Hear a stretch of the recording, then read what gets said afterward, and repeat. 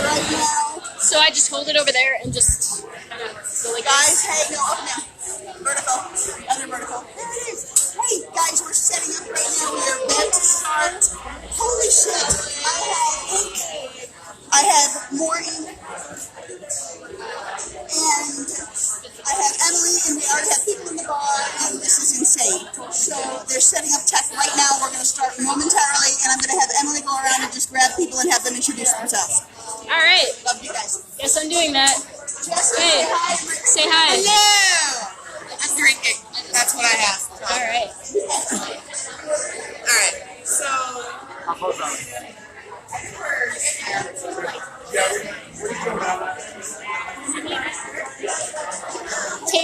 Kate wants his people to introduce themselves. This is live. So.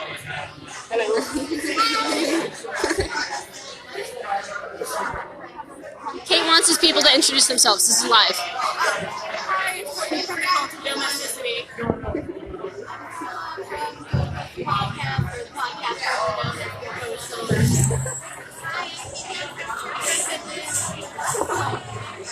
Kate wants people to introduce themselves. Hi! I'm me.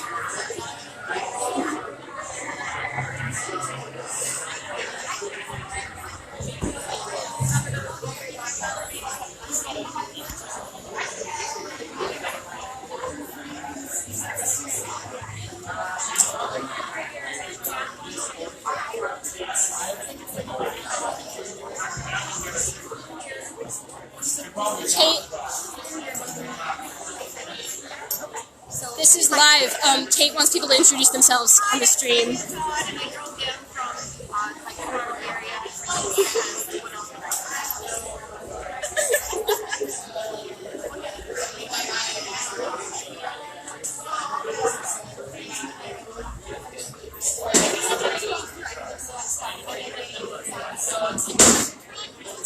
Wow.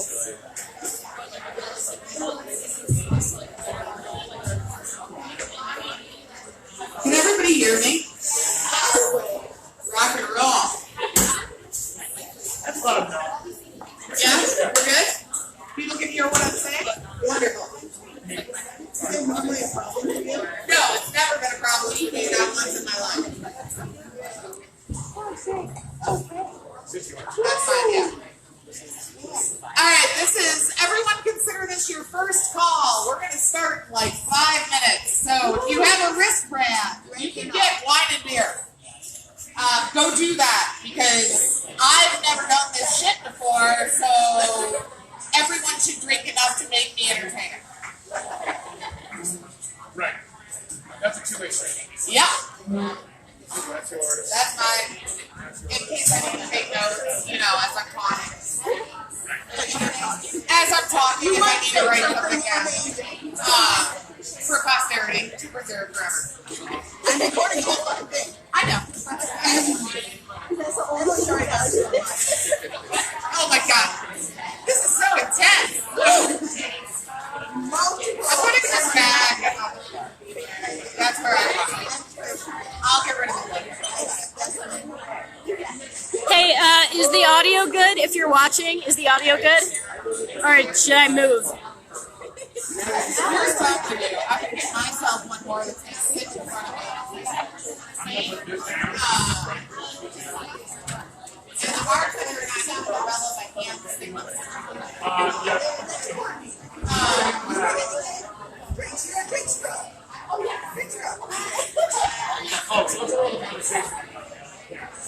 I know, and she's sitting over there talking to other people like she matters. Whenever we run out, like, below halfway. You're going to usually like read or design the job and like, okay, so. Yeah, I wanted her. I would like her to come here. So, Jackson will always Oh, hey, yeah. yeah. So I told them that when I wave my hands like this, it's breaking the But also, like, it's always going to be this. Probably always going to get so far or Oh my God, you're taking notes. Don't take notes. We are not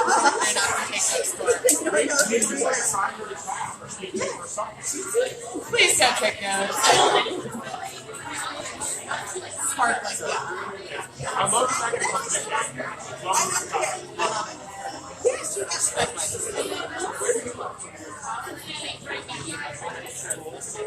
I think this is actually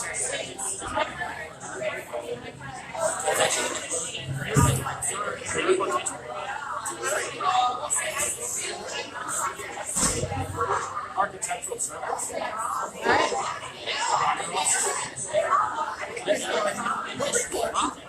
We're recording right now.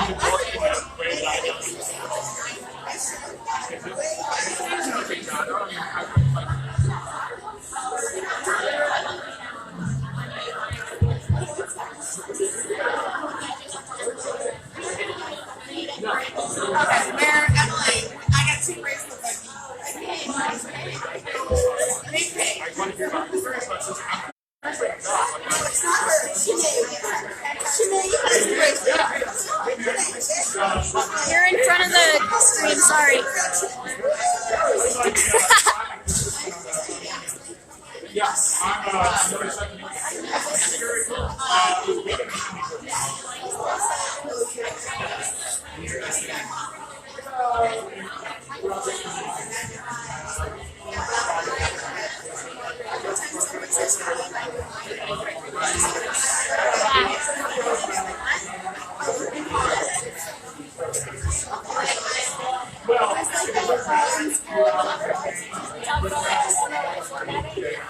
I'd be like, what?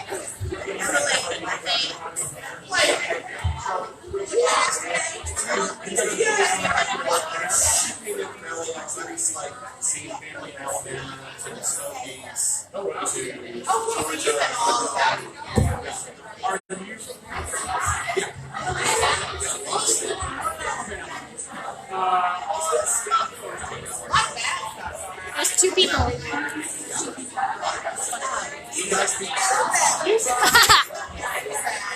Oh, yeah.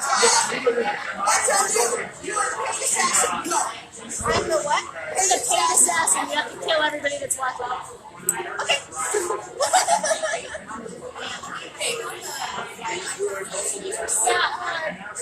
Yeah, they're in bar 1. In bar 1. And don't worry, I won't use arsenic. Alright, this is the 2-minute warning. Yeah, I'm leaning into the fucking microphone. This is how this is gonna go now. Get your drink. Paul's here. Oh, hi. Oh, my God.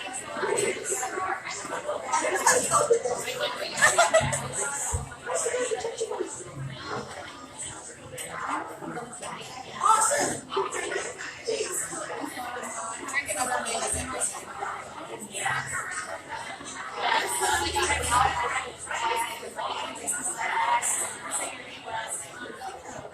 Oh, you're so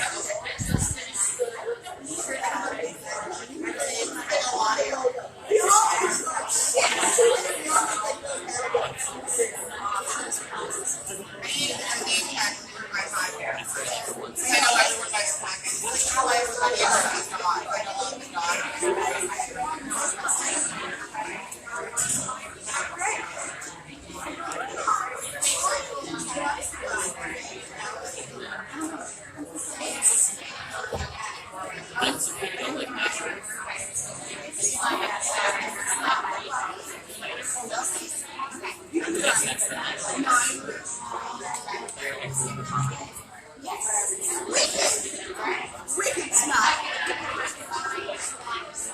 Anna says she has her drink and she's ready to go. Awesome, Hannah. Let's rock. Anna. Or Anna, I can't tell.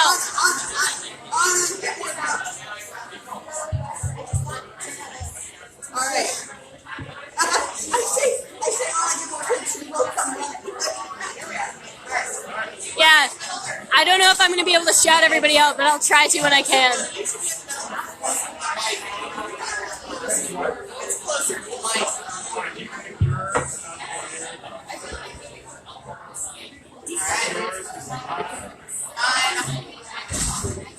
You know what? That's all right. You're drinking with us in spirit. For this, and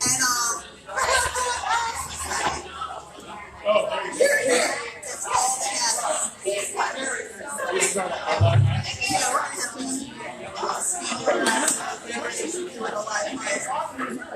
We are. all right. Okay, Tanya, I see you over there. Bring your group over. It's great. Yeah, you. Bring everybody over. Everybody follows you. Oh. Everybody follows you. Find a seat, find a drink. Find a seat, find a drink. We're gonna get rolling. Get consent first. There is a last verbal consent for all of it. Wow.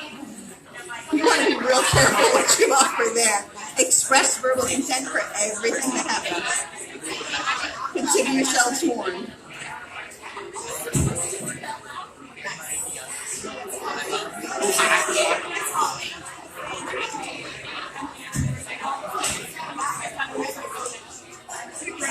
Oh no. Oh no. All right, let's rock. Shall we? Let's do the thing. All right. People might, oh my God, they listen. This is so different from having children. Nobody ever listens when I have kids. Okay. So, hi, welcome. Holy shit. Woo! I'll hurt myself. So, I'm Kate. I'm Nick. I'm Jessa. And we're gonna make shit up. Woo! Alright, so first of all, I want to full disclosure. As I was driving here today, I realized that while I talk in front of people all the time, I don't typically have to be entertaining. I try and figure out if you're racist or not and get rid of you if you are, and that's the extent of the conversation I have with people I speak to. So the fact that we're about to talk for a really long time is sort of stressing me out. But we're going to roll with it. And let me again plug that if you have a wristband, you can drink. It's going to make it better for you. It's going to make it better for me. So make sure you do that.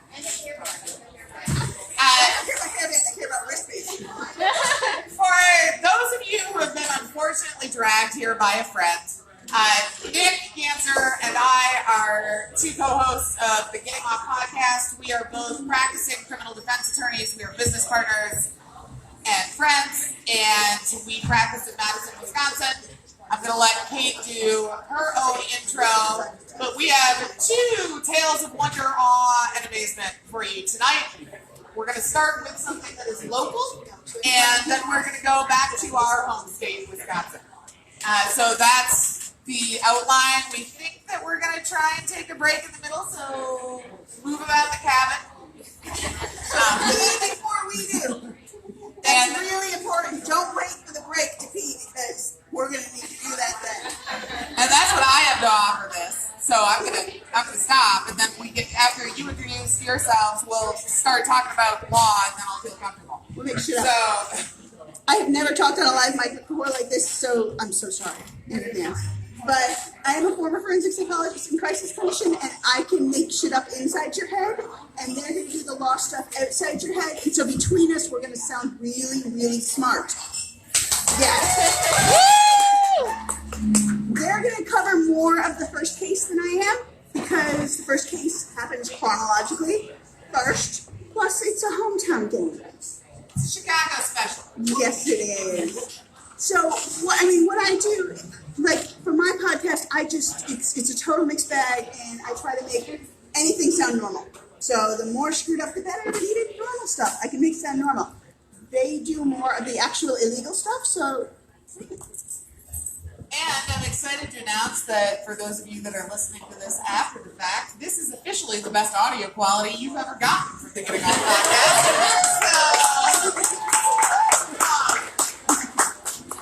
So we've got that working for us. Yeah, that's a plus. It's a change in the right direction. So shall we sink our teeth into it? Yeah, let's talk about it. All right. So Let's go back 100 years ago. That's where we're going. We're going to 1924 here in Chicago. So 95 years ago, almost Yeah. exactly 100 years ago, here in Chicago, the fact that it was almost 100 years ago actually is relevant or becomes relevant as far as you and I are concerned. And we'll get to that. We'll explain what that means. The case we're talking about is Leopold and Loeb, which is Yes. a famous case. So let's do enough narrative to sort of set the table. All right. Nathan Leopold and Richard Loeb were two young men, 18 and 19, I believe, at the time that they committed this offense in 1924. Both privileged young men who grew up on the south side of Chicago, the Kenwood neighborhood, which was a very prominent, prosperous neighborhood at the time, and happens to be the neighborhood in Chicago where former President Obama's Chicago home is. It's directly north of the University of Chicago. Both Leopold and Loeb came from well-to-do, prosperous, prominent families. To the tune of $4 million net worth and $10 million net worth, respectively, for the Leopold and Loeb homes. Again, this is in 1924. So they're gazillionaires. And both the fathers of both these guys were, prominent local attorneys and businessmen and that kind of thing. I believe it was Richard Loeb's father who had been a vice president of Sears Roebuck back when that was a huge company here in Chicago. Back when that mattered. Yeah. Back when you could buy jeans in the Husky section. Back certainly prior to the Sears Tower, before it was built and before it then became no longer the Sears Tower. Right, now it's the Willis Tower? Willis? It's the Sears Tower to me. Formerly known as Sears. So, these two young men were not simply, sort of privileged young guys socioeconomically. They were also both really remarkably talented and intelligent and accomplished for their age. Was it Loeb who had graduated from the University of Michigan at age 17? Represent! Youngest ever. Inside joke there. Jessa is a Michigan native. I'm a Michigan grad, Jessa's so a Michigan I'm grad. proud to share a stage with Loeb, notorious murderer. Comes from a family of Michigan grads, so Richard Loeb, Michigan man. Michigan man, Richard Loeb. So he graduated from the University of Michigan at an even younger age than you did. That's true, he beat me by 2 years. Jessica graduated from college at age 19, he was 17. Nathan Leopold graduated from the University of Chicago, I believe. Correct? Also at quite a young age. He was reported to have an IQ of 210. Which is not actually a thing. I'm just saying. It's my understanding that assessment tool, the numbers associated with that have changed over the years. Because it's not actually a thing. My understanding Or is that. that it is a thing for white people. Men. Yeah, that's what I thought. So it's a thing for some people. Not for me, but like for some people. They're like randomly guessing. Point being, he was viewed at the time to be exceptionally intelligent. He was reported to have begun speaking at 4 months of age, which again, I think he had you by a few months. No, I started speaking at 4 months old. So why are we talking about what a freak show I was as a child? Jesus God. My kid started talking at 6 months. And as far as I know, she's not a murderer. As far as you know. It's up for debate still. So he would. Nathan Leopold was especially accomplished, also a very early college graduate. He was a nationally renowned ornithologist while still in his teens. That means bird watcher. I love it. Indeed, warblers. More person. They met while both students. Yeah. They lived in the same neighborhood, this Kenwood neighborhood. They became acquainted, I think, specifically while both studying at the University of Chicago, engaged in postgraduate studies. Both were headed toward the practice of law in law school, and they met and formed this friendship, the subject of which has produced volumes of reportage. Right. So, Nietzsche. yeah, Nietzsche they really and homosexuality liked are what brought them dead together. philosophers. Like you do. That was important. I mean, as one does. So in November of 1923, they started to talk about how they should get a hobby, as people are wont to do. And just as our hobby is this podcast that you're all listening to, they decided that their hobby was going to be to plan the perfect party. Which, that's normal. It's Show fine. hands. I thought so. So, here's the spoiler alert to this story. This case was widely reported as an effort at the perfect crime. If there is one thing that is true about these two arguably brilliant young men, is that if this was an attempt at the perfect crime, it was an epic fucking fail. Okay, like every single thing that you can do wrong about criming, they did wrong about criming. Not that you would know from experience. Right. So we're going to talk about that. Supposedly, they spent 7 months planning what they wanted to be the quote-unquote perfect crime, what they believed they were entitled to commit. Maybe 8, yeah. Well, Maybe not. a long time. Maybe a whole year. The point is, it was far from a spontaneous effort, and there was some debate, and I think some measure of ambiguity, about what the actual crime they intended to commit was, what the point of it was, what the purpose of it was. Was it just supposed to be an abduction? Was the ransom the point of it? Was the homicide the point of it? But here's what they did. They wound up, and we'll jump ahead and we'll probably jump back here. What they actually did was they kidnapped a 14-year-old boy off the streets of the neighborhood they themselves lived in. That, Who- wait for it, who was related to Loeb. So they That was a kidnapped, cousin of his, so they kidnapped a guy they knew. and they kidnapped him. They had written a ransom note in advance of the abduction. They actually didn't specifically plan on kidnapping this particular child. They were just going to go out and kidnap somebody, and he was, I suppose, in the wrong spot at the wrong time. Any child will do. So they, Whoever's available. and there's some. It's easier to get a child you know into your That car. it is easier to get a Like, child. you know me, do you want to see my collection of tennis rackets? Which is what they said. Like you do. Supposedly how they got, what was that young man? Bobby Franks. Bobby Franks was this young 14-year-old child's name. Apparently his interest in tennis stemmed from the fact that he had actually been at the Loeb household to play tennis. And so that's how his cousin or second cousin, Richard Loeb, got him into the car. He apparently was brought into the front seat. There has been a lot of debate, and I don't think it's a settled question, who was driving the car. One of either Leopold or Loeb was driving the car. The other was in the back seat. Bobby Franks was talking to the front seat, where he was first bludgeoned with a blunt object. which they had purchased shortly before the offense at a local hardware store. After they typed up the ransom note on their typewriter. Their father's typewriter, who was the Sears executive? Right, and they did this in a car they had rented under an assumed name, but again, we're driving in their home neighborhood. Okay, they kidnapped this child, they bludgeoned him over the head, apparently in the car itself, and finish him off, so to speak, kill him by, after bludgeoning him, stuffing gags in his mouth and essentially suffocating him to death.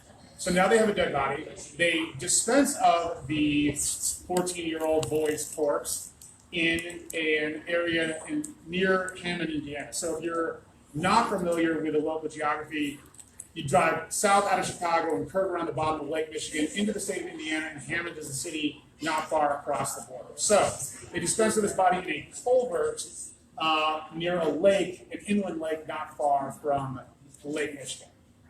That is true. Because what's helpful in crime is to have more law enforcement benefit. Right. So you kidnap the child and you have the child's body show up, and so more law enforcement. Oh my God, sidebar. Did everyone here see that R. Kelly got arrested again? Here in Chicago.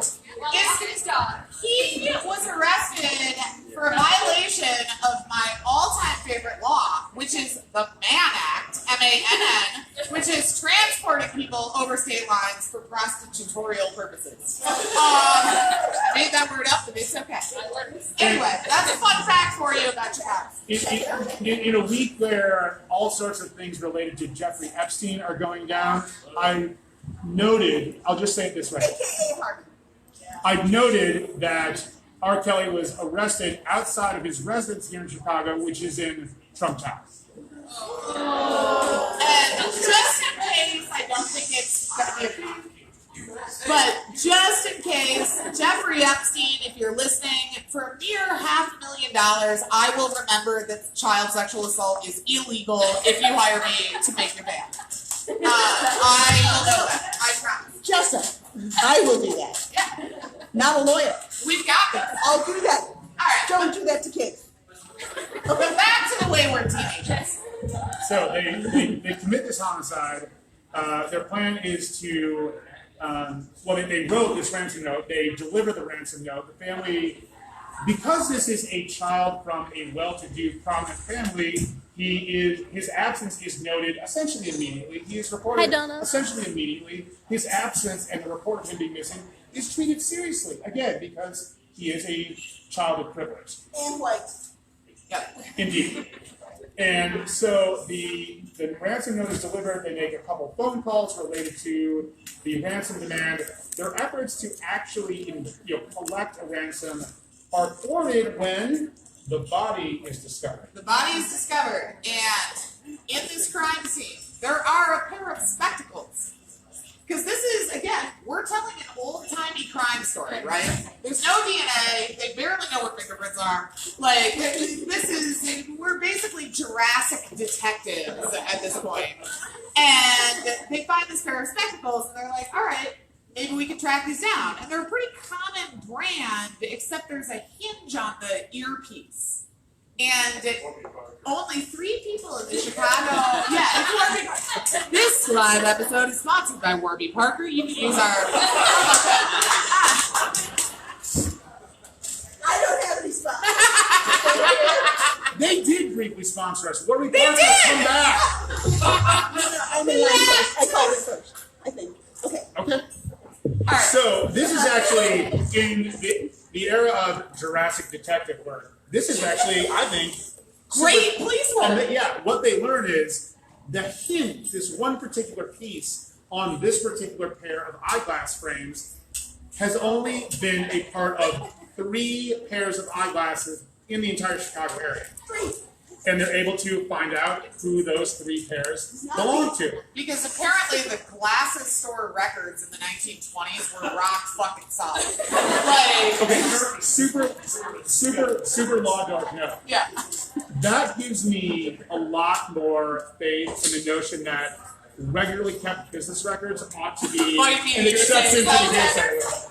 I don't know that I've never seen That that. was a law nerd joke, and I loved that. And I like that only the law students had any. So take that back to your evidence professor. All right. So what they learned is one pair of glasses with this special hinge was owned by a guy who was in Europe at the time. He couldn't have done it. One was owned by a woman, so they crossed her off the list. Because women don't kill people in the 1920s. Like, what? And Move along. right, a woman couldn't have done this. Oh, woman. Yeah, the woman didn't do it. The third pair belonged to Nathan Leopold. So on that basis, the district attorney at the time, whose last name was Crow, It was. sent law enforcement to the Leopold manse The in estate. Kenwood and take him, downtown requesting. You and I both watched, as part of our research, watched a particular documentary, a PBS documentary. That's true. Which, in my mind at least, initially gives it a greater likelihood of, credibility or authenticity.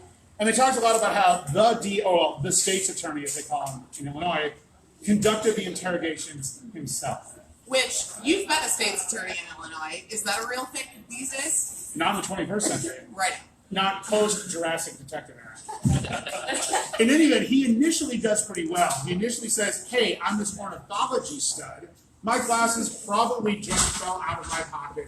when I Out of was- my birding suit. Yes. Has ornithology stud ever been a thing? That's what? Ornithology stud ever been a thing? Ornithology? Ever stud? The stud part. I think about world. Okay, Oh, it's real hot bird guys. talk. My husband is super into bird watching, and I think it's odd. I can accept a yes. I had to ask. Yeah, no, he's super into bird watching. There are binoculars that sit on the kitchen counter. He checks out he can tell you about the wings and the colors of the, I don't fucking know. And he happens to wear eyeglasses, so he could conceivably lose a pair of eyeglasses while birding. And then, Basically, what I'm telling you is my husband is low. Okay. That's the end of the story. Thanks for coming. Good night. so initially he does well. He says, that doesn't mean anything. I'm an ornithologist. I'm sure I just lost them while I was out, stomping about the countryside. Bird watching. Now, that doesn't last very long. And one thing these guys eventually they don't just like give it up. They give up like everything there is to give up. They confess and admit to. They don't just confess and say, yeah, look, we did that. They lead law enforcement around the Chicagoland area, showing them where they did every little different thing.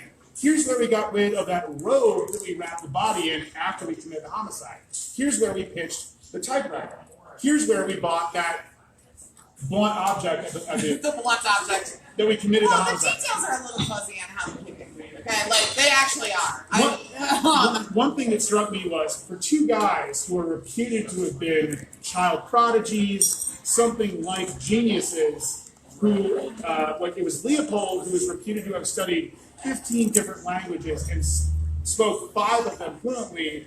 For guys who know all of that stuff, man, they've got a bad grasp on the 5th and 6th Amendment. Particularly because they were going to start. Wait, what was that? Oh, that's right, Harvard fucking law school. They're going to get into Harvard Law School. I'm pretty sure Leopold was a pre-law at Chicago. He was, Correct. but Did they not get all the way up They to the didn't- 5th they and killed- 6th they Amendment? killed this kid They go up to before they got to 4. go to law They go up to 4th Amendment and then they just yeah, stop. they stopped. Okay. They learned about quartering soldiers, and then we were done. Well, all right, law students, criminal procedure is not a one-out class, correct? And it's probably not even a requirement. Okay, so they clearly didn't make it to what law students would call crim procedure, where you actually learn about things like the 5th and 6th Amendment. And not that we're telling anyone to go attempt to commit the perfect murder, but here's a pro tip from your friendly neighborhood criminal defense attorney. If you're trying to commit the perfect murder, do not confess to it. Really puts a damper on the buzz of the homicide, okay? Like, It's also curious, the involvement of their families was curious as well, because these were very prominent, well-to-do families. They were absolutely certain that these 2 star children of theirs had nothing to do with the disappearance of this child. Part of their story, part of basically their alibi was we couldn't have done it because on the night in question, we were driving Leopold's car, a particular, make and model of car, around the Chicagoland area. We picked up a couple of girls, we were drinking, we were trying to fool around with these girls, so we were even around and available to have committed this crime. Later, I think it's important to note that part of their purported alibi was we drove around in our cars, we tried to bang some bitches, the bitches wouldn't put out. So then we just kept driving around. yeah, Because I there feel like have to be we all more need bitches to out there. understand that was what was offered as the alibi, and the police were like, yeah, that tracks. There's always another bitch. There's always at least one more. You keep looking. Try again. so many parts of this case, and we're gonna get to this when we get further into like the actual prosecution. It's like the more things change, the more things do not change. Yeah, and we'll tie that room together later. Right, the alibi was like bro alibi. It was like the heroiest alibi. Couldn't be more. Yeah, Like us driving this car, looking for girls.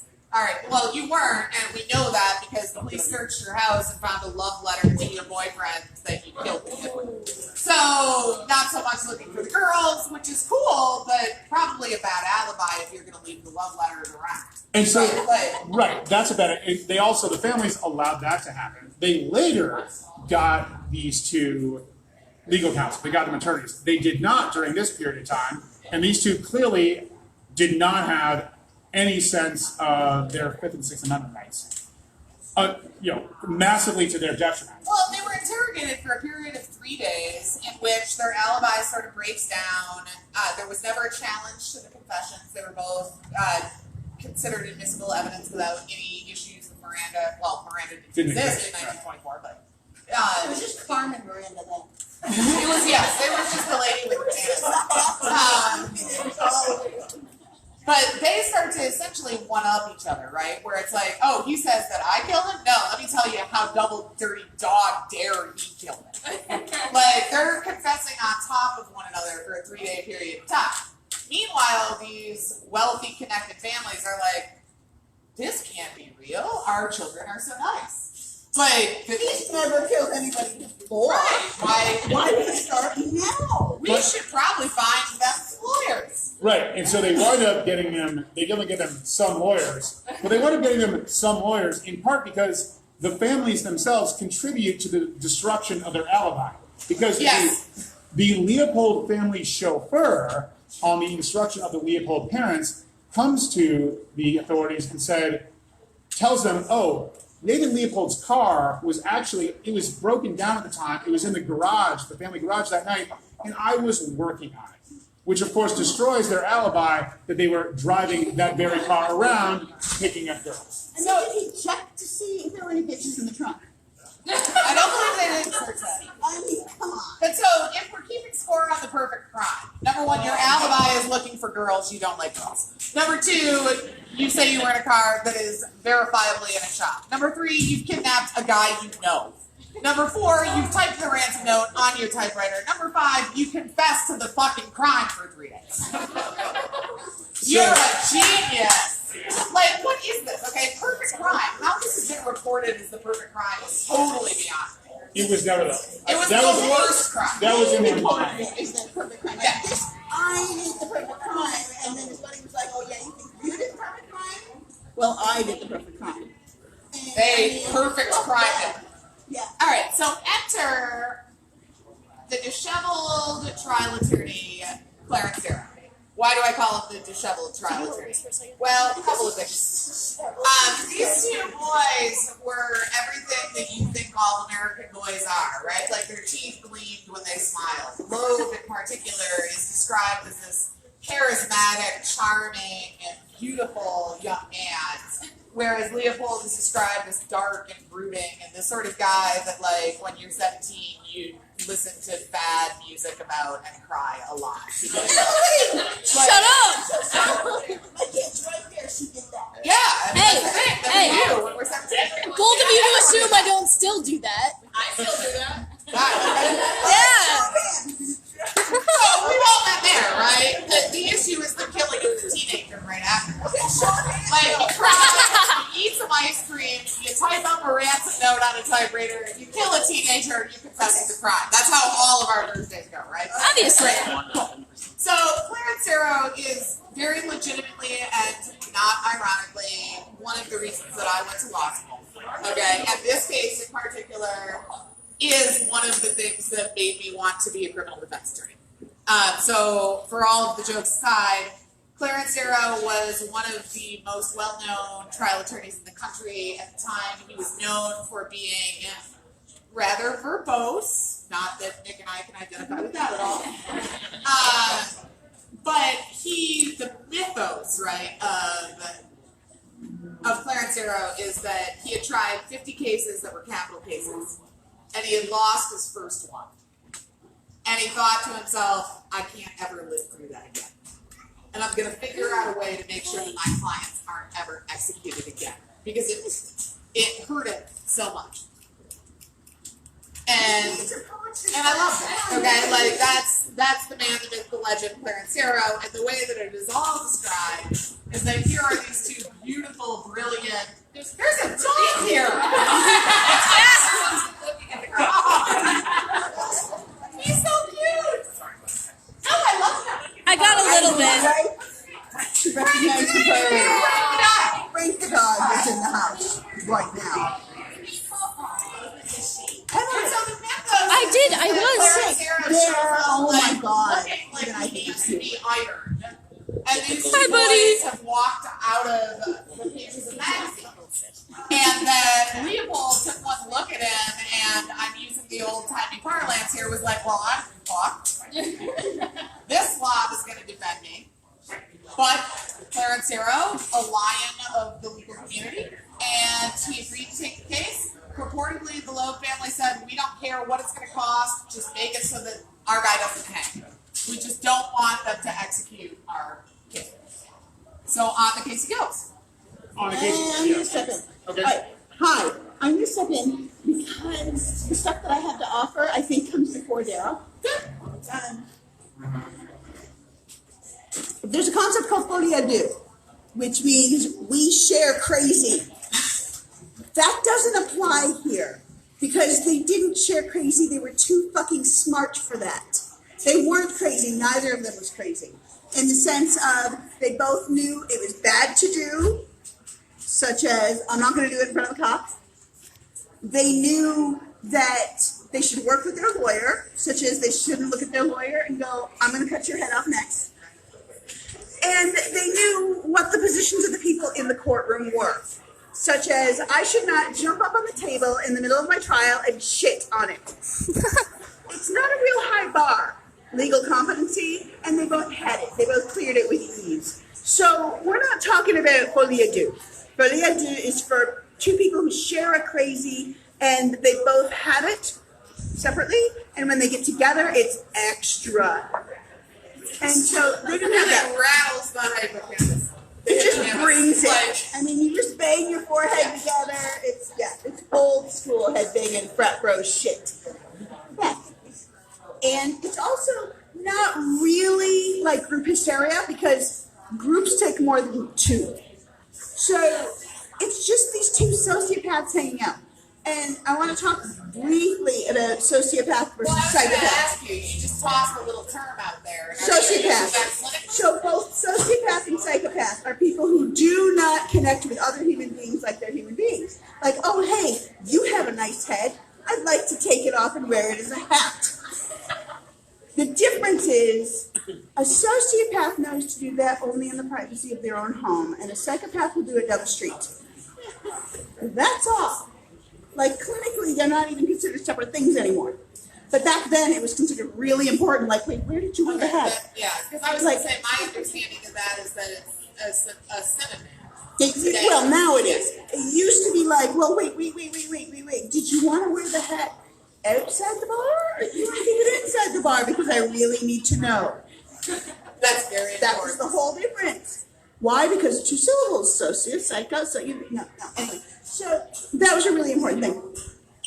When Darrow did his thing, he brought in a lot of outside speakers to say, hey, here's why you shouldn't kill my friend.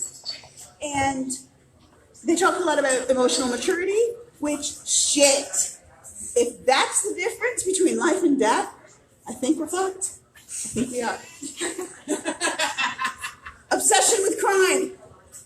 If you have an obsession with crime and you'd like not to be hanged, I'll see you out right now. You want to leave. This is bad. Yeah.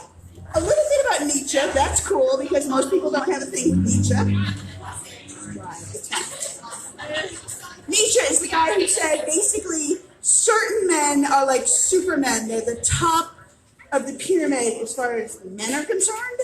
This is 20th century. Kevin's waiting right now. Yeah, no, I know it is. It's Chad minus 100 years. And That's a callback. if you're a Chad, you get to kill whoever you want. That's what Nietzsche said, right? Like, totally. Yeah, it's Totally. In those words, I think. Sinead's giving me God's a dead, I'm so Chad sorry. shall conquer. That's God what is dead and Chad wins. Yes. Alcohol abuse. It's fine. Nothing to see there. Moving on. Glandular abnormalities. I don't know what that means. And also, sexual longings and insecurities. We're all fucked. Like, we're all fucked. Like, those are the things, actually, in theory, from the defense point of view, that are supposed to keep you alive. So But at we're the going to same talk time, about that in a second. But, those are things that can make you crazier. well, we were researching this. We learned that psychologists used to be called alienists. Alienist. I love it so much. Yes. Yeah. I We're not really anymore. beefed up on my fun facts for tonight. Like, that's what I did to make sure that I wasn't going to be super nervous, is I tried to fill myself with as much useless linguistic trivia as I possibly could. Caleb Carr. Uh, Caleb Carr wrote The Alienist. It's an amazing book. It's one of the early examples of forensic psychology. So- and I found out. But you mentioned that they have all these experts flooding in after they're charged. Why is that? It's because everybody thinks it's going to be this huge insanity defense, right? Like, that's what's going to go on. Right. The conventional wisdom is that Clarence Darrow's defense of these two boys will be, and what you and I call an MGI defense, what is sort of colloquially referred to as an insanity defense.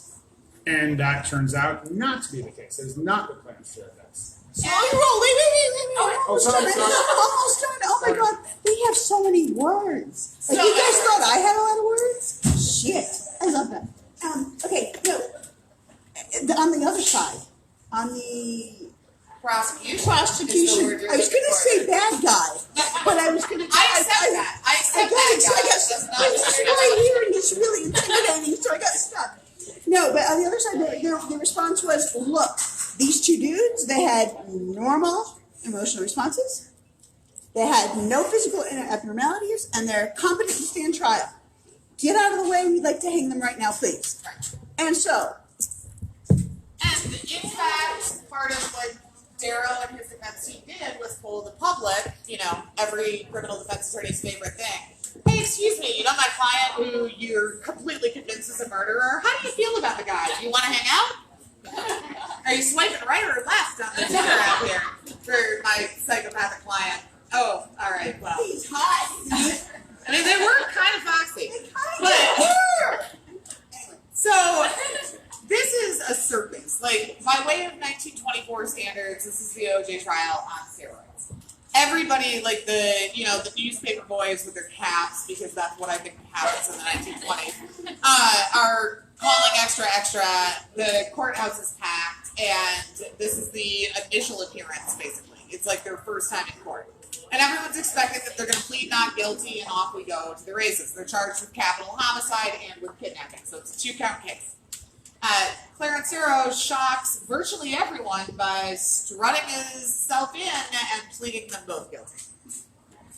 And the news goes nuts, right? There's no Twitter, but Extra, read all the way. yeah, but if there was, Twitter would be freaking out because this was not something that was expected. And in fact, the district attorney had spent all of his time leading up to this hearing preparing to defend essentially an NGI defense, because the facts were clearly, between the glasses and the typewriter and the car, the circumstantial case was painted. There was no real question about their guilt or innocence. Well, there was also, that the most detailed confession in the history. Also the 3-day-long confession, So he had spent all this time preparing to defend on psychiatric experts and things. Instead, they plead guilty, and the world goes nuts. America goes nuts.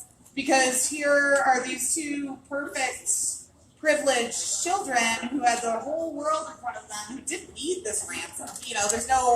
There's not actually a financial motive here. They did it just be fucking cuz. At least that's how it looks. And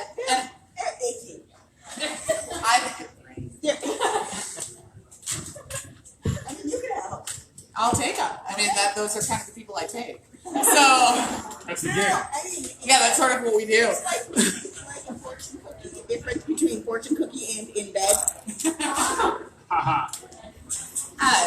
Indeed. So, Clarence Darrow schedules the sentencing hearing, right? And this wasn't a sentencing hearing like we have today, where it's like maybe 5 hours in a really big case or a day. Maybe it would be a full like Larry day. Nassar was like 2 days, and there were a gazillion and 5 victims. Right. So what Darrow did was the decision he reached strategically was there is no way to avoid a finding of guilt that they did this. Because they did it! Well, sure, but whether they did it or not is one thing, but whether or not the government can prove that is another. It's not too hard for the district attorney the state's attorney to prove it when the two defendants have led law enforcement around the city. the area, showing them where every single thing they did happened. So he makes the decision that there is no way to avoid a conviction and that any effort at NGI would be unsuccessful. Futile. And Because so, they weren't crazy. Am I correct in thinking that most attorneys want to save money? No. no, No, not, not even a little bit. well, that's like maybe like a tertiary concern that is not like a primary or even a secondary. I mean, like that comes into like the calculus somewhere. It has to. It's a matter of practicality. But like, I mean, no. The goal of the representation is not to save money. Ew, it's a spent money. Sorry, I got blood rush to the head. I'm sorry. So what Darrow decides the strategy is the only thing left to do is to try to spare their life. And there's no mystery that the government is pursuing the death penalty. Right. So you will read about the quote unquote Leopold and Loeb trial. There was no trial. There wasn't a trial in any normal sense of that word. Like if a trial means Being found guilty? a fact-finding exercise that ends in a finding of whether or not someone is guilty or not guilty or something, that didn't happen because they pleaded guilty to what they were charged with. There was a very, very, very long hearing that you and I would not. 32 days? 32 days, something like that. 32 days There was, sentencing hearing. it was a sentencing hearing, and meaning there was a proceeding held to determine what the sentence or what the disposition for these two defendants would be, given that they had been found guilty of what they were charged with. And really, the only question was, will they be sentenced to death or will they be sentenced to spend? Or were they found guilty? Yeah, they, Yeah. they pleaded guilty. That's the thing. They did. Yeah, so Whoever they... made it out there. And so, what is crazy, I think, to Nick and I, by today's standards, is Clarence Darrow, in preparing for sentencing, did something that had not really ever been done in American criminal defense before.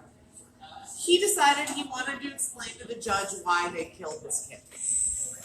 And so he hired experts. And nowadays, there are whole careers based on mitigation and capital sentencing, okay? Like, there are people that their whole job is just to research anything good they could possibly say about a human being to keep them out of the electric chair. Somebody give me some claps here! Jesus Christ! But that wasn't how things worked then. Okay. And so That was new. that was new, and the prosecutor went fucking apeshit, right? He was like, this is irrelevant. You shouldn't be able to present this information in sentencing. I don't care why they did it. They did it. That's the end of the story. Why are we talking about this? I'm moved to bar you from producing all of this.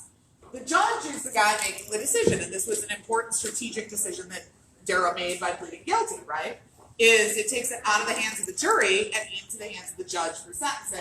And I would suggest that the idea there was somebody who is familiar with the law and with prison, with the death penalty, might possibly be more persuadable than a rabid, angry, tabloid-based public who wants to see these guys at the gallows. And that, we're getting now pretty close to talking about how Darrow concluded this hearing.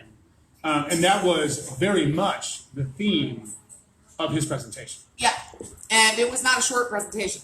So here's the thing that is true about Clarence Darrow. Dude could talk at a level and for a quantity of time that is well beyond even what you and I are. I mean, I am regularly given a time limit by judges. I told, this is how long you can talk, that is all you get. Because they don't know what I to do don't about talk not- this much. I'm just like that out there. I don't talk this much. Oh, we talk a lot. And nobody tells me to stop. I just don't talk this much. They talk more than I do. We do, well, And yet they look at Darrow like, holy shit, dude had words. Correct. yes. So this sentencing hearing was weird, unusual. You described one way that it was unusual. Is But if not the first time, one of the first times that this amount of sort of mental health expert testimony was used in mitigation. It was also unusual because the prosecutor put on like 100 witnesses to basically just have, he almost conducted a trial even though there was no need for a trial. Like he just put on all the evidence about what these guys did. because spoiler alert, 100 years later, we're still all about the goddamn overkill from the prosecution.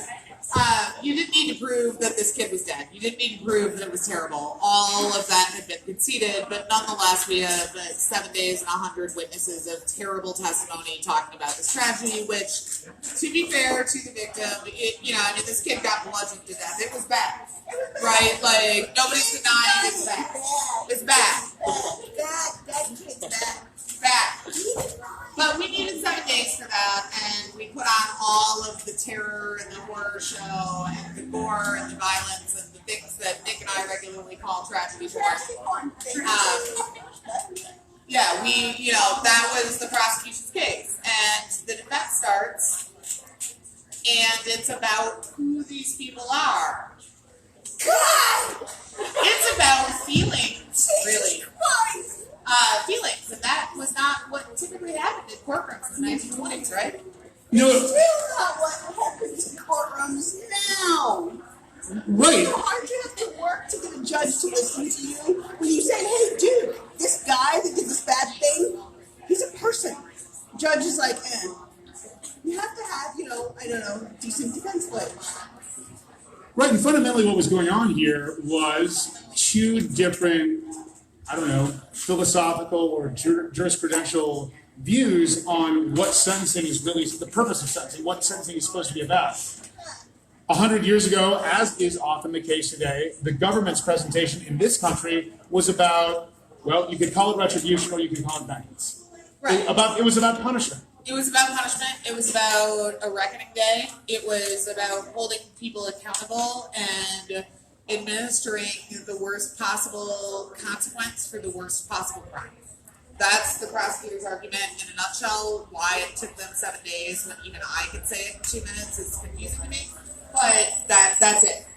Crime bad, murder bad, boys bad, death bad. For 100 people to say that. Right. Could everybody around here line up and say, no, don't? But it would take a while. And what Darrow spent, okay, well, we're bearing what you and I think is part of the lead here. Darrow's closing argument in the sentencing hearing was 12 hours long. Like, his sometimes they're referred to as summations. More often they're called closing arguments. He spoke for 12 hours. No one would ever be permitted to do that. He filibustered this shit. That's what he did, okay? He filibustered the death penalty. That's how badass this lawyer was. And It's like, I see you, death penalty. I'm going to out-talk you. And for 12 hours, he talked about, there are at least 2 pretty remarkable movies that have been made about the Leopold and Loeb case and about Clarence Darrow's role in it. One of them featured Kevin Spacey. Right. Sorry. Hey, y'all. His accuser invoked the Fifth Amendment. That person doesn't want to tell the truth. Withhold your judgment. Okay, that video that you released over Christmas was shady as hell, and I don't really get how his lawyer didn't slit their own wrists after watching it. Right, and we live in Massachusetts, and it's And he is constant. presumed innocent. 24/7. Also, I really love House of Cards. So, one features Orson Welles, pretty big dude. For my money, and both of these 2 movies that I'm referring to feature first Orson Welles and then later Kevin Spacey delivering an abridged version of Clarence Darrow's closing argument. Of course, the movie... Because it had to be a bridge for Indeed. Because there are no 14-hour movies about law. But so his effort is to, I was listening to it again, just as recently as this afternoon, and I wondered to myself, could someone who was not Clarence Darrow, could someone who did not have the reputation that he carried with him into the courtroom, who did not have his gravitas, even have delivered that argument? No. Like, could a baby lawyer would a baby lawyer not be ordered out of the courtroom by a judge? It's a dick on the table argument from a dick on the table lawyer. Okay, that's what it is. It's zip fucking thud. I'm going to talk for 12 hours about how I have the moral high ground when I represent these 2 psychopaths. So he went straight at the retributive or vengeance-based perspective of the state's attorney, but he really, really, really went straight at the state's attorney. And the perspective he came at it from is consistent with a technique that he would actually use, that he had used by this point, throughout his career, where he would kind of just disregard the actual client and focus on much, much, much higher level themes. Right. And the theme in this argument, and I know there are a lot of law students here tonight, and I hope that they've all been forced to read this argument because it's a really beautiful argument. He talks about the difference between the past and the future. And he talks about how retribution and punishment and vengeance and death are the tools of the past. And that if he could, and I'm paraphrasing, he said it better than I'm about to, if by hanging Leopold Gowb he could bring back the Franks child, then he would say let them hang. But we know that can't happen, so he isn't really all that concerned with what happens to these two particular boys. But what he's concerned about is who we are as a country and who we are as a justice system and what we think is fair and just. Off right now because juries don't give a shit. It's not to the jury. No, to the judge. But let's be clear that the concept of criminal justice, right? You've got retribution, which means you killed somebody, I'm going to kill you back, and that'll make it okay. We've got punishment, which means you killed somebody, and so I'm going to spank you until it's bad enough till you feel bad. It's going to be things like, I'm going to separate you from the rest of the country. So you killed somebody, and I'm going to make you not kill anybody but other prisoners. Maybe that works. Maybe that works in terms of only other prisoners die because you're in a prison. Because the entire class of inmates are less than human, so who cares if they Yeah, who gives a shit, right? Because they're not white and they're not well off. And so anyway, okay, sorry.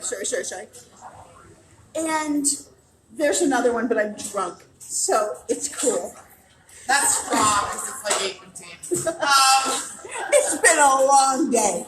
No, but the point is that as a criminal justice major, as a law major, you're forced to learn all of the different theories about why do we lock people up. But then the rest of the culture is like, I don't care, lock them up. They're bad, they did bad things, lock them away. And the answer is, okay, but is this really going to work? Like, if we keep locking people up more and more and more, is that going to make them not do bad things? Okay, 100 years later. All right, yeah. So he gives this epic argument, one that I know Nick and I could basically recite by heart. We'll scare you that. But the judge sides with the defense, right?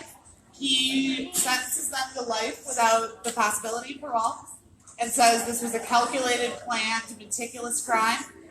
There was no real remorse shown. These boys aren't sorry. There was no real reason. It's inadequately motivated, to borrow a phrase from one of the experts that Nick and I have worked with. But nonetheless, I look at how young they are, and I look at how much potential they had. And I'm not going to execute them. I'm going to sentence them to life without the possibility of parole, and we're going to tack on a 99-year prison sentence for the kidnapping charge just for fun. So that's what happens there, okay? And I have to tell you, if you haven't read it, read Clarence Darrow's summation in the sentencing argument. When he talks about the future, I still can't read it without crying. I mean, still, I've read it 1,000 times. I can't read it without crying. It means a lot to me, like, legitimately. Yeah, he uses another rhetorical device that you and I probably occasionally use, and defense attorneys occasionally use, which is to, sort of put right out on the table our view of what the judge's actual role is. And implicit in that is we're asking you to play the hard part of your role, right? And so he says, Your Honor, you stand between the past and the future. And that's a version of, a theme that the judge sort of plays this gatekeeping function. A defense attorney might often say, Judge, you stand between X and Y. It might be between, the pitchforks and the torches, and between empathy, kindness, understanding. And what Darrow's talking about is between, the past, brutality and misery and more Old Testament, New Testament shit. That's it. And the future where with logic and reason. There's no God. On one side there's God, on the other side there's no God. What do you choose? Maybe that. I mean, and so and he talks. it's actually a very like squishy, kumbaya, hand-holding, soft and gentle argument because he talks about love and empathy and compassion and the world that. It's not gross though. It's No. fucking inspiring. Put it down. It is. I don't care how dated you are. It's fucking inspiring. Professional life. But this is what I mean when I said that I don't know if someone without the stature of Darrow could have delivered Could it. have pulled it off. Because coming out of somebody else's mouth, I think it would have sounded quite different. When I listened to it, I started crying. I do. I cry every time. Every time. Whenever you hear a lawyer tell you that your profession as a psychologist is legitimate, it's a big fucking deal. Kate, your profession is legitimate. You're valid. We're all valid. We're all. Hi, Frank Don. Frank with a Frank also has a legitimate. Frank is valid. Frank Dasher is valid. So, okay. How does the story from 1924 relate to today? I'm going to tell you. Because I have a lot of feelings about this. So this week, the Rolling Stone ran an article. And the subject of the article was, why do judges care so much about the future of rapists? And in that article, they discussed a few people. They discussed Brock Turner. The very first episodes of our podcast were about Brock Turner. They discussed an individual whose name I'm not going to say because he's a fucking juvenile, and his court record should have been sealed because he was 15 at the time of the offense. So you can Google it. You can find the Rolling Stone article if you need to know, but I'm not going to violate this confidentiality. It's about a 15-year-old from New Jersey who ultimately was convicted of sexual assault. And it was about a fella that lived in Madison, Wisconsin, Alan Cook, who was a client of mine. And I argued that sentencing.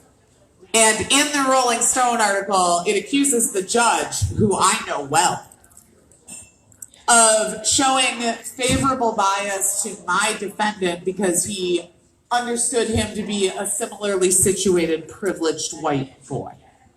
And I can tell you categorically and factually, though Rolling Stone never called me to ask for my opinion about this, that is in no way accurate about what happened in that courtroom that day. It's in no way accurate about why this individual was sentenced. But the moral of the story of this article is, hot take, rape is bad, we should hate rapists.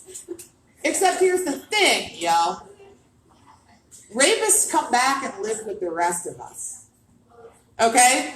Very few of them stay in prison for the rest of their lives. And people like Brian Stevenson are leading the cause to make sure that people like Leopold Loeb, who are 18 and 19 at the time that they are sentenced, don't spend life without parole. That's a battle the defense attorneys are fighting because we are still fighting for the future.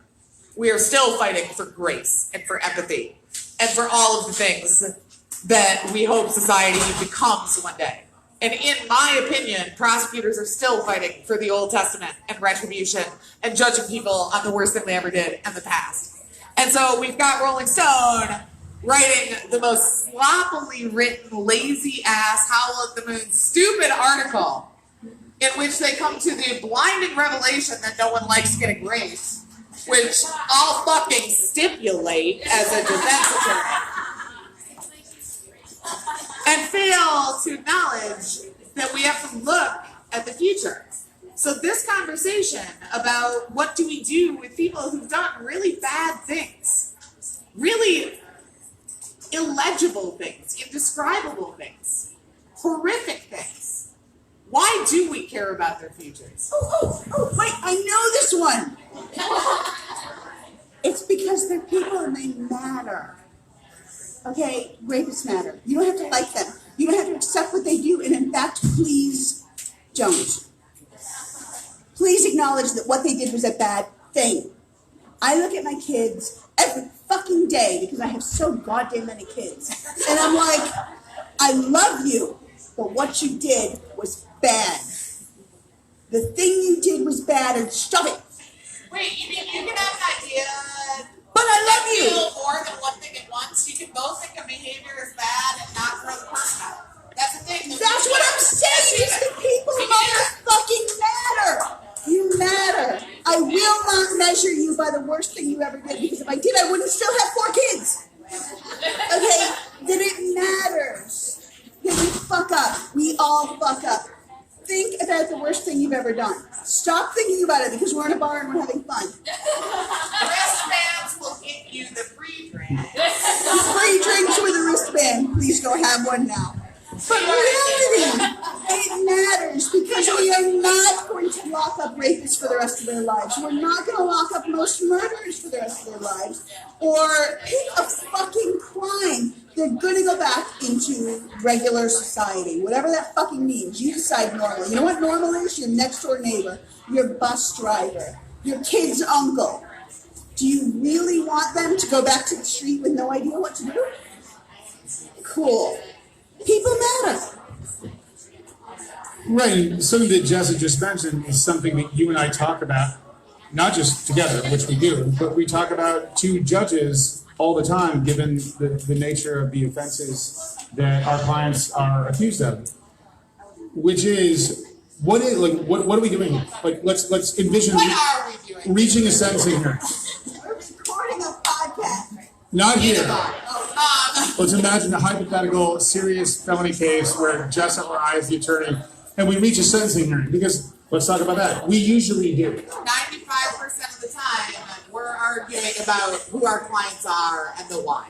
In most cases, far, the vast majority of the time when somebody is charged with crime, they wind up getting convicted of something. So far more often than not, we are winding up in a sentencing hearing where we are talking to a judge, we are making arguments to a judge about what the outcome of the case ought to be, what the disposition of the sentence ought to be. And implicit in that, just like it was 100 years ago in Leopold and Loeb, is what is the purpose? What is the function of what we're all doing here today? What you and I often argue is, if all of us, the prosecutor and the defense and the judge and everybody else in the court system, is not to make our communities a safer place, then there is something very wrong with what we're doing. If we are prioritizing anything above public safety, then I think there's a massive flaw in the entire process. And if we accept that as true, then we need to have hard conversations about what sentences, what outcomes actually do make our communities safer and what don't. They might feel good, they might feel easy, they might, when we were talking about this, it was bloodlust versus optimism. I mean, it was retribution versus empathy. Like, that's what we're talking about, is who do we want to be as a society, right? Like, what do we want to do? Do we want to administer punishment and administer justice? Or do we want to care for the people that are the most marginalized among us? And like, look, were these kids rich? They were rich. Were they white? They were white. Were they privileged? They were privileged. But the answer isn't to sentence them more harshly. It's to move the needle on the way that we sentence the disenfranchised. It's to take away the life sentences for the poor kids who can't afford all of the psychiatrists and all of the lawyers. We move it by saying punishment doesn't work. It might make us feel good, but it's candy, it's heroin. It's something that we consume and we get a fix. And then we want more of it because it leaves us without anything else. And that's what this was about. And 100 years later, we're still having the same conversation in courtrooms all across this country every day. I've been to the Cook County Courthouse a number of times. Nick practiced in the Cook County Courthouse on California, I think. Were you on California? Sometimes? I worked in the Thompson Center, but yes, indeed. Yeah. Yeah, but I was a prosecutor who would go to work at 26th Cal often. And that's the decision that we have to make as a culture and as a nation and as a community and as people. Well, and we have it. We started in about the 1970s. We did take a different perspective on it, and that's how we have wound up as the most incarcerative nation on earth. Oh, that's right, because the future didn't win this story, guys. Not yet. Not yet. Yeah, 100 years later, we're still fucked. And I mean, my story is that I had to do intakes for new prisoners in New Hampshire. And so I would sit with somebody within a couple of weeks in the prison, inside New Hampshire State Prison. So you've been found guilty. Sorry, fucker. And You come in and I have to do an immediate intake before you figure out that it's a good idea to ask for Adderall. That's basically what my job was, is to prevent extra high value street drugs showing up in the prison. And then, so I met with this one guy. We'll call him Josh because that's not his name. And Josh was this young kid, 19 years old, who cried. He sat across from me and cried after I had to stop him and show him how to properly sit in a chair so that he didn't cut off the circulation in his hands because of the handcuffs clicking too tight if you sit directly on them. And Josh had been found guilty of he was called a chomo, a child molester. He had been found guilty of a child molestation charge. He was guilty under the letter of the law. He fucked up. The reason he fucked up is because he was forced to by his family situation, by being left on a family farm for a very long time. When I saw Josh, he had no idea what to do, no idea how to function in the course. He was this young kid. He'd had some bullshit lawyer who just told him, just plead guilty, and Josh was fucked. It was me. He was fucked. It might have been Jessa. It wasn't Jessa. It wasn't Jessa. It wasn't me I was either. having a bad day. She just didn't like people named Josh. I met with Josh like a month later because Josh was on suicide watch. And when I sat down with him, I was like, Josh, what happened? And his answer was, everybody in here told me to kill myself because that's the only way I'm going to get out of here. Everybody in here told me that the only way I can serve my sentence is by dying. A 19-year-old kid who just told me that dying is better than 5 years in prison because we don't value what this kid might potentially someday achieve out on the street after being released. What we value is this kid functioning as a corpse. It was fucking disgusting. But that's what happens in prison, is you go to prison to become a better prisoner, a better convict, a better bad guy. Oh, it's the best school for criminals you'll ever find. It's if you want to learn how to be a criminal criminal, college. send someone to prison. That's all it is you learn how to do more bad things. So do you guys want your neighbors, your kids' uncles, your kids' aunts, knowing a better way of getting away with bad shit? Okay. All right, so here's what's going to happen now. We have another story to tell everybody. Another true crime. We're going to do the other thing. It's a Scotty home state story. Nick and I get to tell stories about we've bet the place that the guy we're about to talk about died. So we'll tell you about that. But we're going to take, because it is 8:25, we're going to start back up at 8:35. Everybody can get more drinks. They can use the bathroom. They can go outside, whatever. And then we will do round two because we're going to keep talking all night. That is the story of Leopold and Gowb. Welcome, Chicago. Thank you for being here. We will reconvene, but I am Jessica. I'm Nick. I don't fucking know. This was getting off this bliss. This was getting off this list. So, get your drink. We'll be back in